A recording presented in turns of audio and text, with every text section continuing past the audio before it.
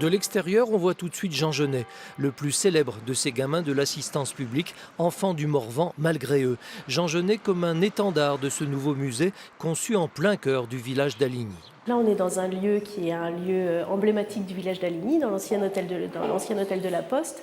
Mais finalement, on a désossé ce lieu pour repartir pratiquement d'une carcasse vide. Et donc, on a pu travailler en même temps la muséographie et en même temps l'architecture.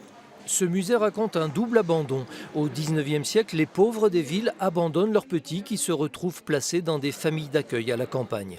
Dans le Morvan, des paysannes délaissent leurs propres enfants et partent donner leur lait aux nourrissons des classes fortunées contre rémunération. La vie est à ce point difficile dans le Morvan que ce revenu complémentaire est vital pour les familles. Le phénomène est si massif qu'on a parlé d'industrie nourricière.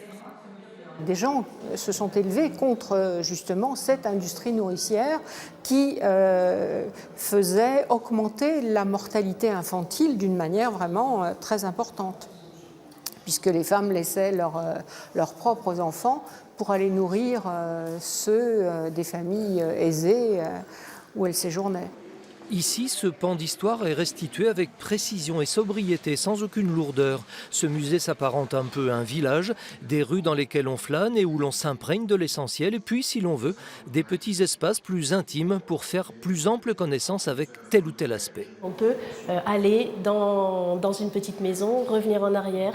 Les niveaux de texte ont été pensés pour qu'il y ait un degré de précision assez précis et en même temps, on peut juste prendre une information générale. Donc vraiment, les personnes vont pouvoir faire leur parcours à leur rythme, selon le degré d'information qu'ils cherchent. Ce musée doit beaucoup à Marcel Vigreux, l'historien du Morvan, aujourd'hui disparu. De son côté, l'association a rassemblé objets et documents. Au final, un beau lieu, instructif et convivial. Il y a aussi un café. Ouverture tous les jours, sauf le mardi, et 7 jours sur 7 en juillet-août.